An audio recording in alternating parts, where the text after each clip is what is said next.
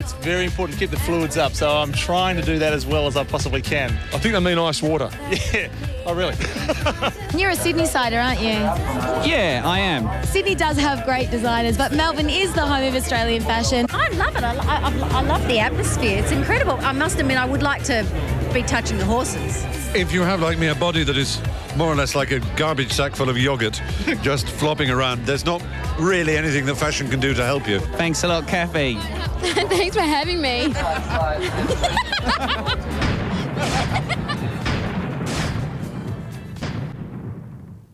Oaks Day, Ladies' Day. I don't know about that, Shell. There seems to be a lot of men around. Now, unofficially Blokes Day, and I think with 100,000 plus beautiful women in gorgeous outfits, if you're a guy, why wouldn't you show up? Too right. And for 5 special women, it's a particularly big day. That's right, our L'Oreal Paris Face That Stops the Nation finalists. Today is D-Day. So for you at home, you have until 3 o'clock to call in for your favourite girl. When do we find out the winner? At about 4 this afternoon. So I think they're very tense. I'll have to go and track them down. Okay, definitely something to look forward to. 3:30, the latest Eastern time. You can vote on that. Looking forward to it. What a success this carnival's been yet again. 122,000 Tuesday, a record. So in total, nearly 220,000 it has been, as Kylie Gillies tells us, an overwhelming success. It's the race that stops a nation, and it stopped the Flemington punters in their tracks too, because no one was going anywhere fast. A race crowd bigger than anyone had ever seen. It is the all-time record for a Melbourne Cup today. We had a wonderful crowd, 122,736 people. The post-race cleaners wouldn't argue with that figure, and neither would the caterers. We served over 140,000 units of beer, which is a can or a stubby, and nearly 50,000 bottles of champagne, and they're real, not made-up figures. It's terrifying. They figure the best weather in 5 years helped bring punters out in droves, and the VRC says the pre-race publicity didn't hurt. When you say you had great publicity leading up, are you talking mummified? Oh, that certainly, I think, drew people's attention to the event. The shenanigans of Irish import Polly Orders helped too. So did rugby fans, wooed to Melbourne for the World Cup.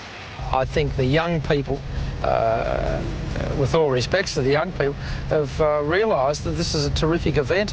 The girls can dress up and wear hats, and they know that hats make them look sexy. And the blokes that used to wear footy shorts and footy jumpers and top hats, they've realised now they can wear a Hugo Boss suit and the girls will talk to them. For whatever reason, 20,000 more people than last year decided to make the trek to Flemington. It propelled the 2003 Cup past one of the biggest sporting events Melbourne's ever seen. That's it.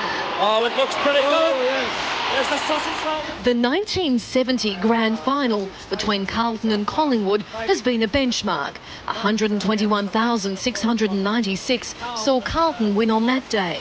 Add another 1,040, and that's how many witnessed firsthand Glenn Boss and Makybe Diva do something special on Tuesday. While the bookies mightn't be happy the favourite got up, they're the only ones not smiling.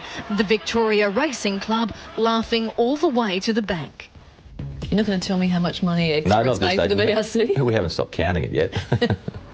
From a very happy chief executive to a happy, I think, chief steward Des Gleeson joined Simon and myself. Des, you took a hard line at the start of the carnival. It seems to have worked. The Cup was so clean. It was a terrific race, Bruce, and that's pleasing from the club's perspective and from our perspective and from the perspective of all the people who participated in the Cup. It was an extremely cleanly run race and no hard luck stories, and the best horse won.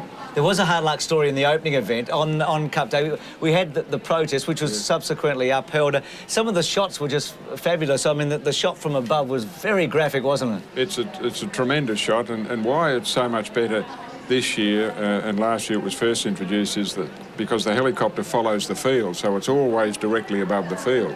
In previous years we've had a blimp, but it's been stationary.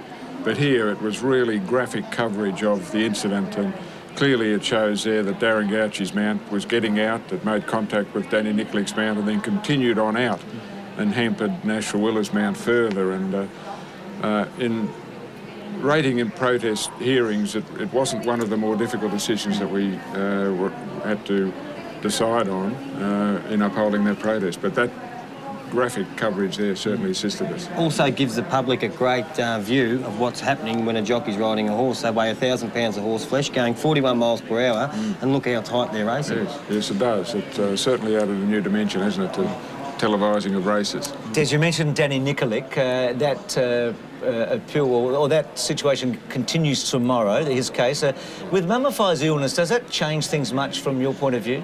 Well, certainly it's added a new dimension to that inquiry also, and we did send Dr Paul O'Callaghan, Racing Victoria veterinary surgeon, down to Lee Freedman's place on Cup morning after we'd received advice from Lee Freedman re the condition of the horse.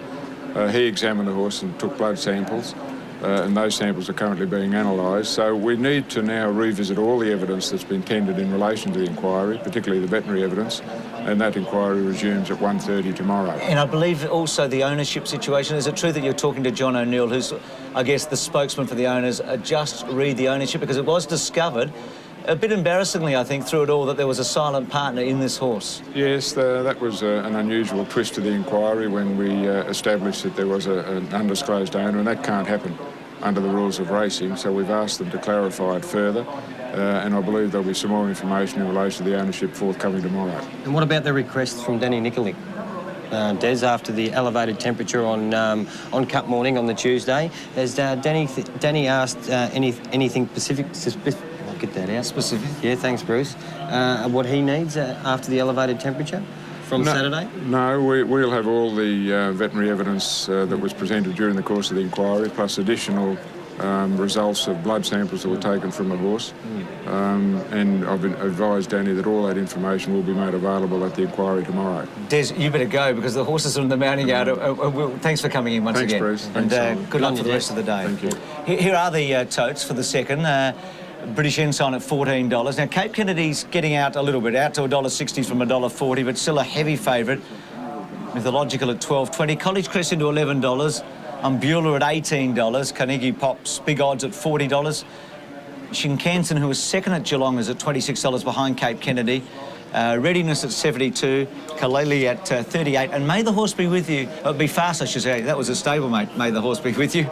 It won a couple of major races here through the carnival 2 years ago, $17. But Cape Kennedy still dominates. Let's have a look at them in the mounting yard, and we start with British Ensign, number one. Good form. Noel Callow comes onto the horse, was third at Moonee Valley Thursday night last week behind Republic, and was placed behind Applicant before that. Very consistent. Yeah, look, he's drawn to get the right run here, Bruce. He does handle carrying weight okay, and his form's very sound for the 1,800 metres. Just drops in distance, which will suit him, so he's nice and fresh for this. Well, this is the talk of the town today, Cape Kennedy. He could have run in the Hong Kong Jockey Club plate on Tuesday. He was an emergency, got a start, but decided to scratch for this. His last three starts have been explosive. Yep, and his last three wins have been 1,400, 1,600 and 1,700. So he steps up another 1,800 today. He's been very dominant in his wins, and he's just placed him beautifully in this race. And the horses that he's racing against today, he can beat with the 54.5 kilos and barrier 10. He'll lead and win, Bruce. Danny, well, there's confidence. Danny Nikolic are on. Now, College Crest has been very heavily backed in, about 5 points here to under double figures. His last 10 starts, 4 wins, 6 placings. They've all been in the bush. He won 3 straight at Moe, Ballarat and Cranbourne. Half-brother to Piace too, Bruce, who ran in the Cup. This horse, as you said, has been on the provincials, all on soft going. Gets a good track here today, but he's the one on the way up. 7 Umbula went to Adelaide for the Derby as a 3-year-old earlier this year, ran 8th. Very good run at Kilmore, under a big weight the other day, absolutely trotted in. Yeah, Bruce, look, he was a little bit slow to begin there at Kyneton, but he got to the line very well. From the wide gate, 52.5 kilos. Brett Preble's going to need a little bit of luck coming across. He's also an improver. 10 Shinkansen, ex-Kiwi. It's got a bit of form. It's run to Cape Kennedy. I thought it was really good. It ran on very strongly, beaten a long way. Yeah, look, he's going to get back, balance up again, though. 52 kilos, he'll be hitting the line. So Shinkansen at odds. And the other intriguing runner is 18, May the Horse Be Fast. Andrew Ramsden, who was the chairman of the VRC, is in this horse as he was with May the Horse Be With You. And this horse won a couple straight, went to Geelong on Cup Day, had 59 and just over-raced a bit. Firm track's going to suit this horse today. Bit of a boom on him, I think, because of the name, Bruce. He's going to have to lift. Yeah, it's one that you don't forget. So well named. just have a little prayer when you say it. May the horse be fast. But look, Cape Kennedy is the horse everybody wants. $1.60 at the moment. He's the grey. You won't miss him. He could have run in the Greys race today and would have been at about $1.20, I think. But look, he's an exciting horse. Cliff Brown's a very good trainer. He's had excellent stayers in the past. This horse, a middle distance front-running horse, is exciting to watch.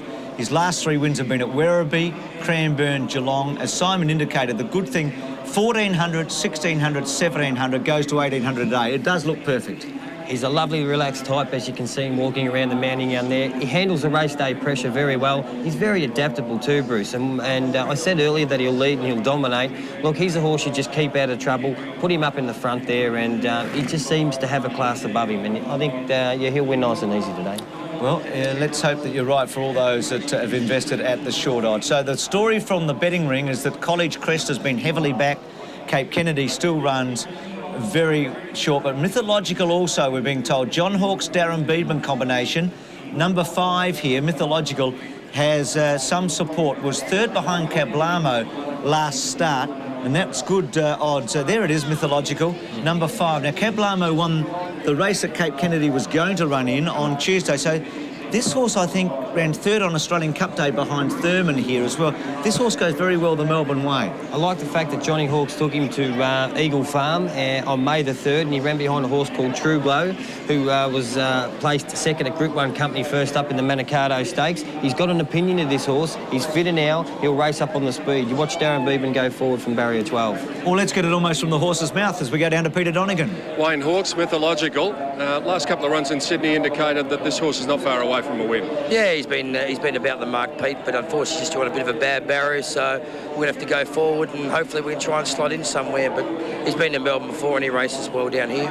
The one good thing about this race is you know that there's going to be genuine speed with Cape Kennedy in it. Exactly right. He's joined just inside of us, so hopefully we can sort of get a sit behind him and he can give us a nice cut into the race. You must have thought you were racing against Tulloch when the tote odds came up. $1.40 Cape Kennedy came up. Yeah, I thought that was a bit strange, but I see it's drifted out a little bit now. But, well, that's what the punters want. That's what they get. Well, for your sake, let's hope they got it wrong early. Good luck with Mythological. Thanks, Pete. Wayne Hawkes there, the Hawkes stable, so strong all around Australia. There's their horse, their big hope in this race, Mythological, as they go to the post for the second event, the Longines Plate.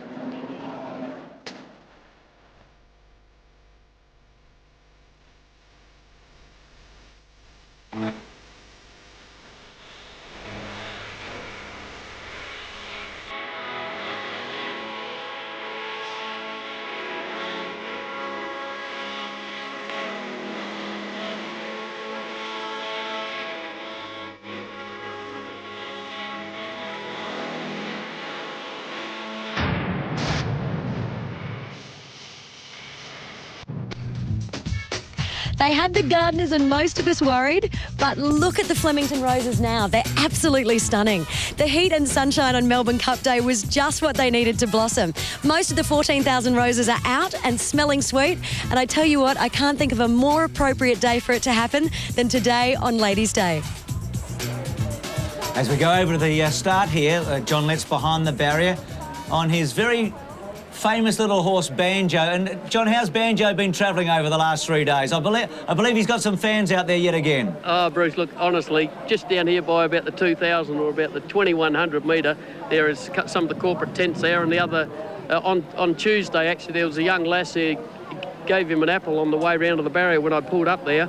And the next race we had to come round here to the 1,800. He didn't want to come down to the 1,800. He looked for the apple, so she bought him out a bowl of grated carrot.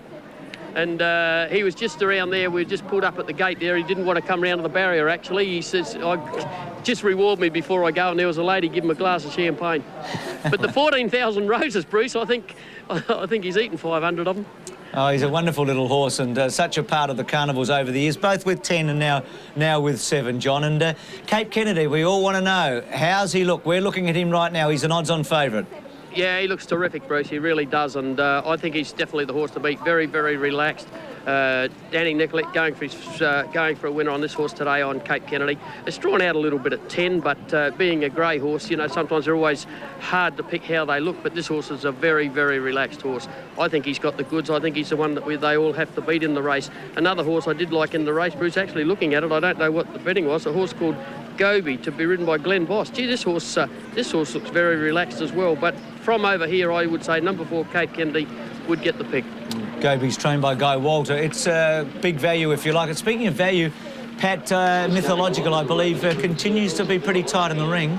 It's firmed up nicely, Mythological. Firmed up 3 points, Bruce. Look, we were waiting for the deluge of money for Cape Kennedy, and you're shopping a lot better in the ring for Cape Kennedy than you are on the tote at the moment. Well out into the black, the favourite now. It hasn't been the big go, but College Crest and Mythological are the two outside the favourite that I can give you. So Cape Kennedy is not odds on, Pat. It'll run odds against. I can confirm that, Bruce, definitely. So a little bit of value coming back in.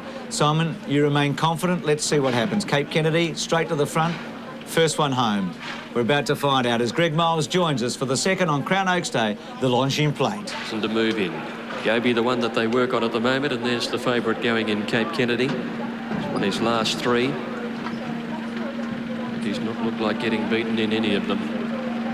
He's gelded after the autumn earlier this year. Came back with a couple of prep runs, and then he's just gone bang, bang, bang, and been very impressive at the provincials. Benarivo goes in, an awkward barrier near the outside. Pella's happy to send Cape Kennedy out the short favourite. No doubt Danny Nikolic will try and move across and lead all the way if he can. Now Ambula to move in, and Yuma Gold are also away from the line. Benarivo's being backed out. Alongside Foxborough, but that's the wrong gate for him. Benarivo, I think, that's perhaps why they're backing them out. Foxborough's also coming out. Benarivo's actually drawn inside Foxborough. And Ambula should go in next to Gobi, so they just had a little bit of a mix-up at the start there. Now here's Ambula coming into his correct position alongside Gobi. Benarivo will line in next, and then we have Yuma Gold to take the outside barrier. So all in readiness now. Second on the program. 1800 metres, Longines Plate. Still not in. Lights flash, they're ready. Yuma Gold just not quite set. The gate's been snapped closed behind him now. Racing. Cape Kennedy jumping away very nicely in the early stages. Yuma Gold's been grabbed hold of with Foxborough. They're going to come across their heels. College Crest, one of the first to show it with Tarcoola Mist and I Do Blue. On their outside, Cape Kennedy is going with the leading bunch in the early stages, and Mythological's up there too. May the Horse Be Fast is also driving up in a prominent role as they settle down to the 1400. Cape Kennedy has the pace to lead them. Mythological up in second placing, and moving up Gobi on the outside, but trapped out wide. May the Horse Be Fast enjoys a nice trail. Fourth on the rail within 2.5 of the leader. They were followed further back then by Ambula, who's 2 lengths further back over on the outside of College Crest in the All Gold, and then came Kalili. I Do Blue is in the next bunch of horses there over on the inside of Tarcoola Mist, and 1.5 lengths to British Ensign, Shinkansen Readiness between runners. More than 2 lengths further back, Carnegie Pops, followed by Foxborough, and then came Benarivo, who's second last, and Yuma Gold is last. Inside the 800, Cape Kennedy by 1/2 length. Mythological second, 2 lengths, May the Horse Be Fast, Gobi the outside, and then College Crest. They're followed then by Ambula, and then Kalili making some ground wide from Shinkansen, I Do Blue. Back behind these horses, Readiness as they corner, and then Carnegie Pops, who's pulled out. Foxborough's a good way back with British Ensign. In the straight now, Mythological moved up to Cape Kennedy, and the pair of them came well off the fence as they enter the straight down past the 400. College Crest with a run on the inside. Or Cape Kennedy's gone. First one beaten. Mythological takes the lead now. College Crest and Foxborough are running on, and Carnegie Pops and Benarivo are coming home. Foxborough gets up on the inside of Mythological. Carnegie Pops is still running on. Foxborough with 100 to go, the leader. Foxborough with Carnegie Pops pegging him back now. Carnegie Pops is grabbing the lead, and Carnegie Pops beats Foxborough by a length. Mythological third, Benarivo fourth, and they got right away to British Ensign, and then Yuma Gold trailed by Readiness and I Do Blue, College Crest. A long break to Ambula, a long break to Cape Kennedy, who's failed very badly today. May the Horse Be Fast and Shinkansen, Tarcoola Mist, and then came Gobi and Kalili. 8.95, Carnegie Pops, Mick Price, who came so close in the Derby on Saturday. getting it from Foxborough, I should say, and Mythological, 895, 149.3. Cape Kennedy was terribly disappointing. There he is. He just, I guess Mythological took enough sting out of him before the turn, but he was beaten 400 from home. He was the first horse beaten, Bruce. Very disappointing. Obviously, the vets will have a look at him after the race. But all credit to the winners. Great training performance by Mick Price here, Carnegie Pops. Had his first up run after May the 3rd. Stepped out at Geelong over the 1500 first up on the 22nd of October. He got back and he ran on OK. Great training performance to step up to 1800 metres here. He looks like he's very dour. Fantastic for Dale Smith too, who's just come out of his apprenticeship to ride a winner on Oaks Day. Absolutely. And Rex and Lynn Hunt. Rex Hunt, the famous football commentator from 3AW and Channel 7, is a part owner of that horse. 895. Let's join John Letts. Oh, gee, Bruce, congratulations from the other jockeys for Dale Smith here. Dale was just telling me, just come out of his apprenticeship, he just got married and he's ridden the winner over the Melbourne Cup Carnival. How much better, Dale, does it get than that? Oh, it doesn't get much better than this. No, it's been a good training performance on Mick's behalf. The first up over 1500 and today over 1800. Horse was just travelling all the way and never in doubt. Dale, did you go forward from your 13 gate or did you go back? No, I was about second last on the corner, and me and Andrew Finlay were having a little bit of a joke to ourselves. They've got to come back to us sooner or later, and Carnegie Pops just kept staying all the way. Terrific, mate. Congratulations, and what a big day for you. Thanks for that. And from Dale Smith to a couple of familiar faces, Rex Hunt and Mel Brown, part owners. Congratulations. Well, it's just fantastic. Of course, I'm the gentleman of the two, but this man here, he is a great syndicate leader. But Carnegie Pops, what a horse. We were just overwhelmed, I think, by the euphoria for the favourite.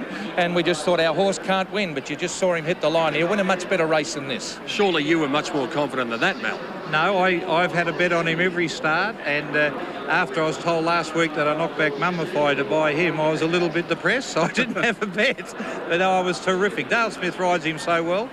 Now, on a serious note, guys, who've had such great thrills in footy, how does this stack up against it? Because I spoke to Nigel Lappin here when he part owner winner last year, and he said it was right up there with the big thrills that he'd had in footy.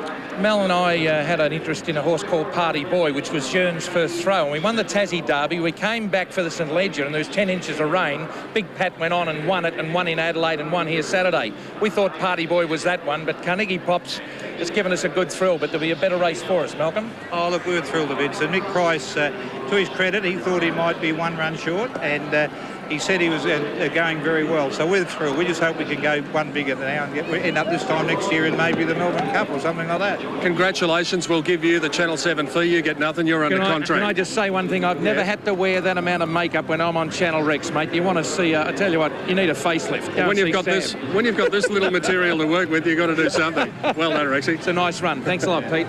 Oh, good on the Mel Brown, former great footballer and personality, Rex. And so, I mean, they're thinking Cups next year with this horse. He's second up today. They thought he was good enough to take to the Derby as a 3-year-old. And the race was set up for a finisher. Mythological actually was a very good one when you consider the work he did to take on the favourite on the turn. But this is a promising horse and terrific for the connections. Mel and Rexy, they're getting a little bit keen.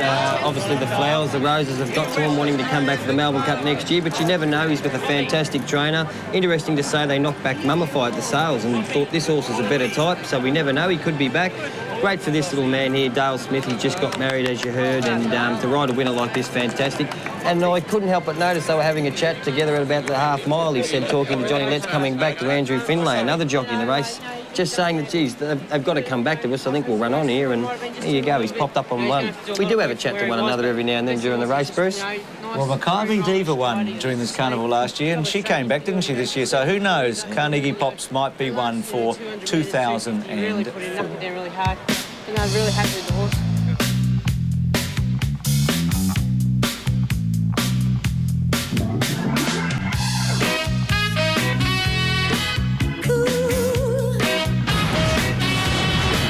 It's just a soul kind of feeling. Yeah, moving. It's Crown Oaks Day, Ladies' Day, and someone who's certainly been enjoying watching all the ladies stream by is our fashion guru, Wayne Cooper. Wayne, it's all about the girls today, isn't it? Well, I disagree. I think it's all about the blokes. When you have Ladies' Day, men come, and I think there'll be more men here staring at them women than there will be women.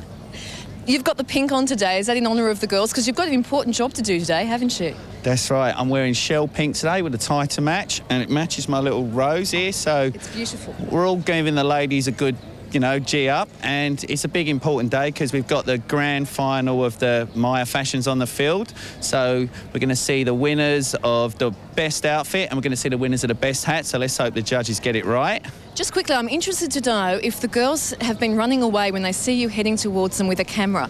I know I'd be terrified if I saw you heading my way. I tell you, I think it's quite the opposite. When we walk with that camera, it's like a chick magnet, and they come over, they want to say they love my clothes, they want to say something, but they've always got something to say. So there's always a steady flow of girls waiting to give us a good comment. Well, we certainly look forward to hearing more of your fashion verdicts today. More of Wayne Cooper coming your way right throughout the day.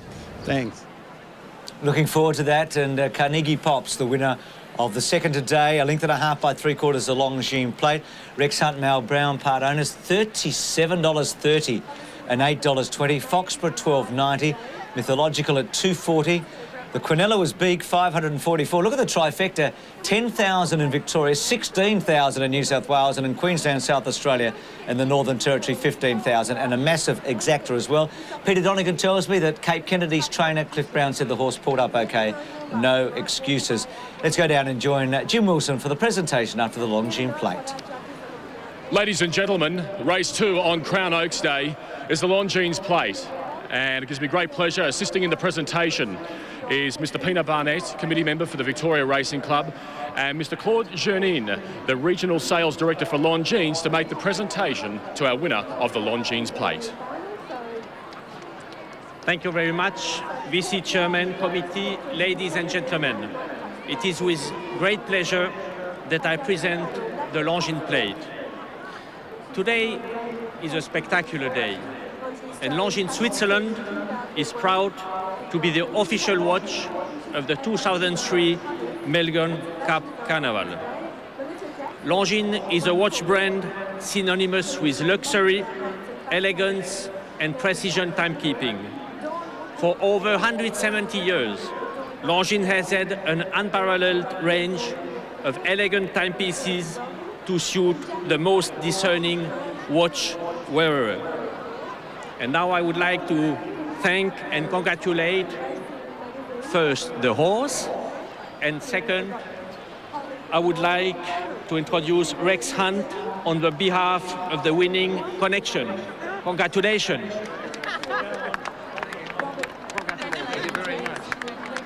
Thank you very much. Well, thanks a lot, Claude. The only thing I know in French is la poisson, and that's a fish. But quite seriously, this is a great thrill today at such an important meeting at the headquarters of Australian Racing to win a race like this, particularly when the horse was given no chance.